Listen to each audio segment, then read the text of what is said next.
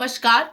मैं डॉक्टर स्वाति मिश्रा आप सभी का मेरे चैनल स्वेट्स पैशन पे वेलकम है। आज काफ़ी दिनों बाद ये वीडियो आ रहा है, उसके लिए आप सभी से मैं बहुत बहुत माफ़ी मांगती हूँ। आज जिस वीडियो को हम देखेंगे वो है मेगा सिटीज़ के बारे में। थोड़ा बहुत मैं अर्बन सोशियोलॉजी को लेकर के आई हूँ, क्योंकि मेगा सिटीज से क्वेश्चन उठ जाते हैं, फैक्चुअल क्वेश्चन उठते हैं। कभी rare of the rare case में डेफिनेशंस पूछे जाते हैं, पर मेनली फैक्चुअल क्वेश्चन पूछे जाते हैं। और कुछ मेरे स्टूडेंट्स ने कहा कि मैम यूजीसी नेट के एग्जामिनेशन में फैक्ट पूछ लिए जाते हैं, तो स्टैटिस्टिकल डेटाज वगैरह पूछ लिए जाते हैं। तो इसलिए मैं यहाँ पर मेगा सिटीज को लेकर के आई हूँ। चलिए स्टार्ट करते हैं। अभी तक आपने चैनल को सब्सक्राइब नहीं किया तो प्लीज मेरे चैनल को सब्सक्राइब कर दीजिए, लाइक शेयर और कमेंट जरूर करते रहिए। आज का जो टॉपिक है वो है मेगा सिटीज, जैसा कि पहले मैंने बताया। तो सबसे पहले चलिए शुरू करते हैं। मेगा सिटीज है क्या? इसमें बेसिकली हम लोग मेगा सिटीज है क्या, उसके कुछ की फैक्टर्स के बारे में पढ़ेंगे, चैलेंजेस के बारे में पढ़ेंगे कि मेगा सिटीज में क्या क्या चैलेंजेस बेसिकली दिखाई दे रहे हैं। सिर्फ मैं उसका पॉइंट बताऊंगी और फैक्चुअल डेटास पे हम लोग बात करेंगे। तो mega cities have more than 10 million inhabitants. Basically जो एक डेफिनेशन है, कई जगह पे ये बिटवीन 5 to 10 मिलियन का भी डेटा हमारे देखने को मिलता है। पर बेसिकली जो मेगा सिटीज होते हैं उनके डेफिनेशन अगर हम देखें तो उन शहरों को कहा जाता है जहां पर 10 मिलियन जनसंख्या के ऊपर है जनसंख्या। टोटल पॉपुलेशन 10 मिलियंस और अबव है, उसको हम मेगा सिटीज कहते हैं। कई जगहों पे इसको हम मेगापोलिस और मेगालोपोलिस, ये दो सिनोनिम्स भी देखने को मिलता है, Megapolis and megalopolis. Mega cities have captured the world attention since the 1980s by their growing number and the significance they have in global development. 1980 के दशक के समय से मेगा सिटीज को दुनिया में देखा गया। मतलब चूंकि तब से पॉपुलेशन बहुत तेजी से बढ़ी है ना, उसके बाद से ही 1980 के दशक के बाद से ही जो रैपिड ग्रोथ जनसंख्या का दिखाता है। आप कई जगह पे जब ग्राफ देखेंगे ना तो आप देखेंगे कि किस तरह से रैपिड ग्रोथ शो करता है। तो जब 1980s के दौर के बाद से जब रैपिड ग्रोथ शो होने लगा तो हम लोगों ने इस कंसेप्ट को देखना शुरू किया। And over the time more mega cities have emerged in the developing world. और डेवलपिंग वर्ल्ड में ज्यादा देखिए, जब आप फैक्ट देखेंगे ना तो आप मेगा सिटीज का जो आप देखेंगे परसेंटेज, तो आपको डेवलपिंग वर्ल्ड में ज्यादा मेगा सिटीज दिखाई देंगे। आपको मैं अभी फैक्ट दिखाऊंगी।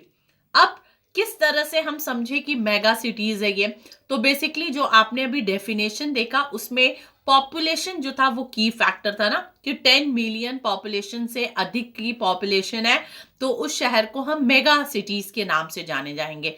तो यही है, ये बता रहा है डिटर्मिनेशन ऑफ मेगा सिटीज। तो एक तो हम पॉपुलेशन के अकॉर्डिंग देखते हैं और दूसरा हम टेरिटोरियल डिमार्केशन के अकॉर्डिंग देखते हैं। ये भी बहुत सारी जगह पे हम टेरिटोरियल डिमार्केशन के अकॉर्डिंग कि किस तरह से टेरिटरी के अकॉर्डिंग हम मेगा सिटीज को डिफाइन करेंगे। पर बेसिकली जो फर्स्ट फैक्टर है डिटर्मिनेशन का, पॉपुलेशन, उसी को की फैक्टर में रखा जाता है। ओके, अब आगे हम की फीचर्स देखते हैं। कुछ मैंने लेके आया, मैं लेके आई हूं यहाँ पर की फीचर्स।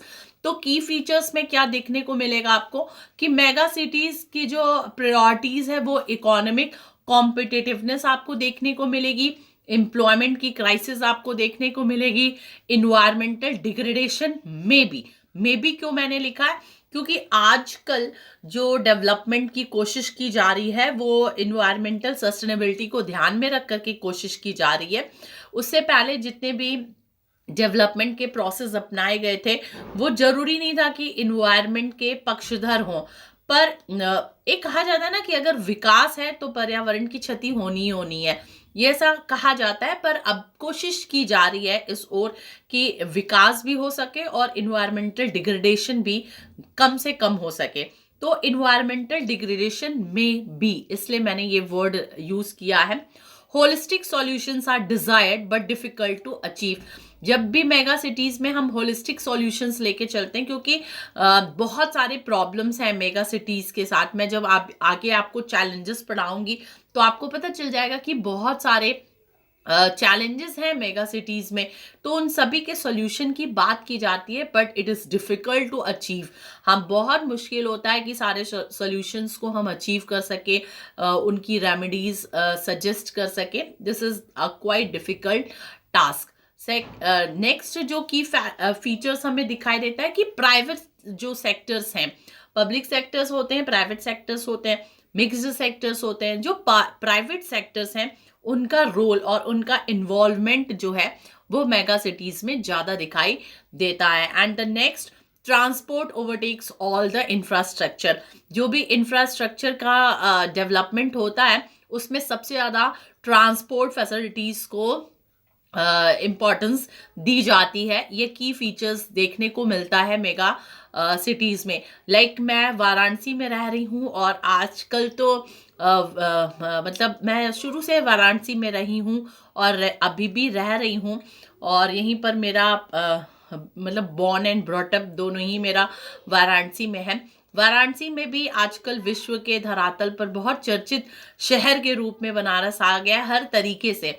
तो बनारस में भी बहुत ज़्यादा डेवलपमेंट हो रहे हैं, और उन डेवलपमेंट में मैंने खुद रियलाइज़ किया है कि जो इंफ्रास्ट्रक्चर का डेवलपमेंट है basically it is related to transport से ज़्यादा जुड़ा है। मतलब ये फ्लाईओवर बना देना, वो फ्लाईओवर बना देना, मेट्रोज चला देना और रोपवे चला देना, ये सारे चीज़ें देखने को मिल रही हैं। ओके, अब कुछ मैं फैक्ट्स पे यहाँ पर बात करूंगी क्योंकि क्वेश्चन इन्हीं से आना है। फैक्ट पे क्या मैं बताऊंगी, India has now 10 mega cities. मैं करंट लेकर के आई हूं, तो जिसमें देखने को आपको मिलेगा कि इस समय भारत में 10 मेगा सिटीज हैं। ओके, 10 मेगा सिटीज हैं। If the extended urban areas are added to them, जब हम एक्सटेंडेड अर्बन एरियाज को ऐड करते हैं, मतलब अर्बन एरियाज एक होता है और उसमें फिर बहुत सारे अर्बन एरियाज जुड़ते चले जाते हैं। अगर हम एक्सटेंडेड अर्बन एरियाज को भी ले तो ये नंबर 53 पे चला जाता है। ठीक है, इंडिया में फिर आपको 53 मेगा सिटीज दिखाई देंगे। पर अगर हम अर्बन एक्सटेंडेड एरिया को नहीं लेते हैं तो इंडिया में फिलहाल 10 मेगा सिटीज हैं, और 1991 में ये 1991 के सेंसस में ये 23 थे। मतलब 23 से 53 आज के समय में हो गए हैं, if include extended urban areas. Okay, और इस तरह से आपको देखने को मिलता है कि किस तरह से अर्बन पॉपुलेशन बहुत तेजी से राइज कर रही है। इंडियाज बिगेस्ट सिटी, इंडिया का जो सबसे बड़ा शहर है वो कौन सा हो गया, मतलब सबसे बड़ा जो मेगा सिटीज है इंडिया में वो कौन सा है, वो ग्रेटर मुंबई है। ग्रेटर मुंबई याद रखिएगा। मेगा सिटीज में हम मुंबई, कोलकाता, दिल्ली, चेन्नई इनको फटफट बोल देते हैं ना मुंह पे, पर आपको याद होना चाहिए कि सबसे बड़ा कौन सा है, वो ग्रेटर मुंबई है, जिसका पॉपुलेशन आप देख सकते हैं कि मैंने यहाँ पर लिखा हुआ है। ओके, नेक्स्ट जो आता है नंबर वो दिल्ली का आता है। मतलब मुंबई के बाद दिल्ली की पॉपुलेशन सबसे ज्यादा है, उसका पॉपुलेशन भी मैंने यहाँ पर लिखा हुआ है, मैं नहीं पढ़ रही हूँ। कोलकाता जो है थर्ड नंबर पे आता है। ओके, ठीक है, एंड देन फिर मैंने अदर और मेगा सिटीज का लिखा है जिसमें कि चेन्नई का नंबर आता है। चेन्नई के बाद जो 10 मेगा सिटीज मैंने आपको बताया कि इंडिया में इस समय एट प्रेजेंट 10 मेगा सिटीज हैं। अगर हम अर्बन एरियाज को, जो एक्सटेंडेड अर्बन एरियाज हैं उनको इंक्लूड नहीं कर रहे हैं, तो उसमें ये 4 तो हमें मुंह पे रटे होते हैं ना, तो ऐसे रटिएगा, मुंबई, दिल्ली, फिर उसके बाद से क्या है, Kolkata and then Chennai. Okay, उसके बाद से फिर बेंगलुरु, अहमदाबाद, नागपुर, गाजियाबाद, फरीदाबाद एनसीआर एंड वसई विरार। ठीक है, वसई विरार जिसको जो महाराष्ट्र में है, मुंबई के आसपास वसई विरार, ये सारे 10 मेगा सिटीज है। याद रख लीजिएगा, इनमें से कोई भी नाम आपके सामने एग्जाम में फ्लोट कर सकता है। Okay, the total number of mega cities in world. अब हमें थोड़ा सा भाई विश्व की बात तो करनी होगी इंडिया के बात करने के बाद से। वर्ल्ड में अगर हम बात किया जाए तो अलग अलग सोर्सेस के अकॉर्डिंग अलग अलग हमें मेगा सिटीज दिखाई देते हैं। जैसे यूएन के अकॉर्डिंग वर्ल्ड में 33 मेगा सिटीज हैं। कब ये देखा गया, 2018 के में। ठीक है, और डेमोग्राफिया एक है, उसके अकॉर्डिंग 35 मेगा सिटीज विश्व में दिखाई देते हैं। ये 2020 के डेटा के अकॉर्डिंग है। और सिटी पॉपुलेशन भी अपना डेटा देता है, उसके अकॉर्डिंग 37 मेगा सिटीज हैं, ये भी 2020 में अपना डेटा दिया है। ठीक है। The other 4 countries with more than 1 mega cities. अब जैसे अभी इस वाले लाइन को हम बाद में पढ़ते हैं, आगे देखते हैं कि ये तो विश्व की आपने देख ली कि अलग अलग एजेंसीज के अलग अलग डेटा शो कर रहे हैं। ठीक है। अगर सबसे ज्यादा देखा जाए कि मेगा सिटीज कहाँ पर हैं, तो चाइना और इंडिया में पाए जाते हैं। ठीक है। इंडिया और चाइना में सबसे ज्यादा मेगा सिटीज है। First India, China and then India. ठीक है।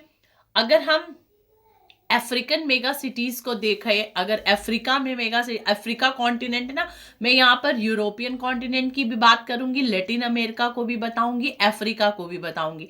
ठीक है। तो अफ्रीका में अगर मेगा सिटीज देखा जाए तो कहाँ कहाँ पर है? नाइजीरिया, इजिप्ट, साउथ अफ्रीका और डीआरसी। डीआरसी मतलब डेमोक्रेसी रिपब्लिक ऑफ कॉन्गो। ठीक है, डेमोक्रेटिक रिपब्लिक ऑफ कॉन्गो, ये है। यूरोपियन मेगा सिटीज देखा जाए तो Russia, France, UK and Turkey.